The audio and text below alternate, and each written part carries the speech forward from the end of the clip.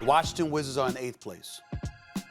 Granted, it's not 10th like they were last year. They're in 8th place now. They're in 8th place. I expect them to win the play-in, and then I expect them to go home in the first round. And if they go home in the first round, that means 4 times over the last 5 years, we have seen one of the greatest talents this game has ever seen home in the first round. Now, I don't know about everybody else, but that doesn't excite me. I want to see this man compete for a championship. And it's not all his fault. Let me be very clear about this. First of all, let me give props to Scott Brooks. I think Scott Brooks, their defense was horrid. Even though it is not much improved, it was improved enough. And it wasn't just about Westbrook. I'm a huge Bradley Beal fan. And Scott Brooks can coach, has done a good job, a damn good job over the last couple of months. And Russell Westbrook has been the leader, and clearly they won the trade with Houston for John Wall. Don't tell me the Washington Wizards are not better off. They are better off. Russell Westbrook has made them better. What I'm saying is that this is the most athletic point guard in the history of basketball.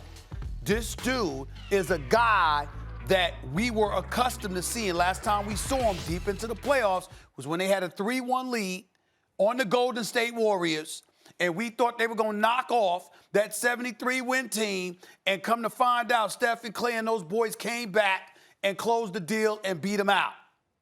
Russell Westbrook, the only time he has been out of the first round since was when they lost, when he was with Harden last year in Houston. And obviously he came down with COVID before the bubble play and all of that stuff, and being the warrior that he is, he went there and tried his best, et cetera, et cetera. All I'm saying is that when I look at Russell Westbrook, I appreciate all the accolades, but it gets to a point where, all right, these are individual awards. What individual award don't you deserve?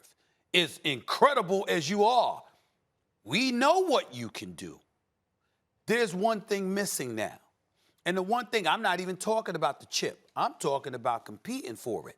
Literally being in that picture, because just like other dudes moved on and they were in a position to demand themselves being in a better situation, Russell Westbrook could have done that, but he didn't do that in this particular situation. He chose to depart from Houston and ended up in Washington. And I'm just looking at it and I'm saying, yo, I see what you're doing. I know how great you are. But when those playoffs are deep and you home watching it with the rest of us, America and the basketball world is being robbed of watching one of the great, most ferocious talents this game has ever seen. We're not getting to see you competing for the championship, but we see your numbers. If it does that for everybody else, cool. That don't do it for me. I want to see this brother compete for a championship. That's all I'm saying. And it's not all his fault, but that's what I'm saying. Well, that's not going to happen this year. I mean, not where they're seeded if they get through the play, which I expect them to do, by the way. That's not going to happen this year. And that's not Russell Westbrook's fault. Look, Russell Westbrook, the league has changed, Stephen A., to the point where if you're the primary ball handler and you can't shoot, that is an enormous disadvantage in this era for winning championships. Like, what's the problem with the Sixers? Ben Simmons can't shoot. Otherwise, they're ready to go right now. And even so, they'll make a run because they're loaded. They got a lot of shooters. Westbrook can't shoot. Can't shoot. That's what's holding him back. That's it. But I agree that he hasn't made a lot of deep runs commensurate with his talent. I don't see the downside here. I see all upside. Because if he makes a little run right now, he can add to his legacy. I don't see a downside if he can't get out of the first round here for Russell Westbrook. And let me say something else about Russell Westbrook. He has been victimized by circumstance, not just because the league changed, right? Once upon a time, as great as we think he is, we think he's even greater. Not just because the league changed. What keeps happening to Westbrook? 3 years ago, right? And by the way, because OKC is cheap, they had all these amazing dynasties possible, and they don't want to go into luxury tax and everything, so and Westbrook was the guy who stayed around, right? So what did he have to deal with? A constantly changing team. Here's Paul George. Okay, now I got to figure this out. First half of the season, Westbrook's not the same. Second half of the season, he figured it out. Oh, damn, Westbrook's as good as ever. He just changed his game for the team, just like we say Harden. Not selfish. He's not selfish, just doing what the team needs. Westbrook had to figure it out. Then the next season, he's traded. Now he's not only on a Houston team, But on a Houston team with James Harden, he's got to figure that out. First half of the season, I don't know. Then he figures it out. Oh, my God, Westbrook's an animal. Same as always, maybe better. Look at him. He's a point center. Same thing this season. Gets traded again. 3 different teams in 3 years. Got to do it all again. Figure it out with Bradley Beal. Well, why can't you all win? He's figuring it out. Second half of the season, look at this. Westbrook's setting records. He's as great as ever. He's an MVP caliber player still. So those events, the league changing, needing the primary ball handler to shoot, which is not one of his talents. It's really the only one he doesn't have. That victimized him, but especially the fact that he was on a cheap franchise and then he got moved twice, so 3 teams in 3 years.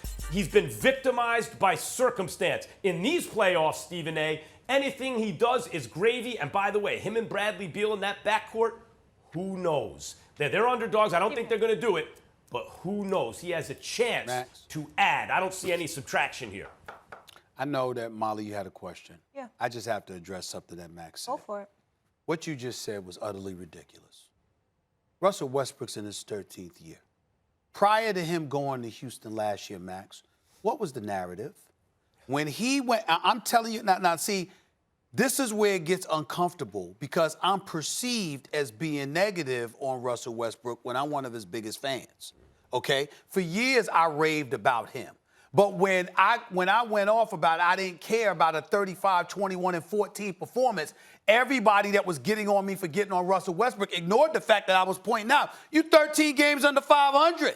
What the hell are y'all celebrating for? That's what I was saying, okay? But now that's no longer relevant because they've played their way into a top 8 seed in the NBA playoffs. But at the time that he departed before he departed from Oklahoma City, when Kevin Durant departed, what was the scuttlebutt about? Max, you talk to enough people around the league. You've seen people come on these shows. You've talked to people out there. What were they saying? Kevin Durant could never win with Russell Westbrook. Thanks for watching ESPN on YouTube. For live streaming sports and premium content, subscribe to ESPN+.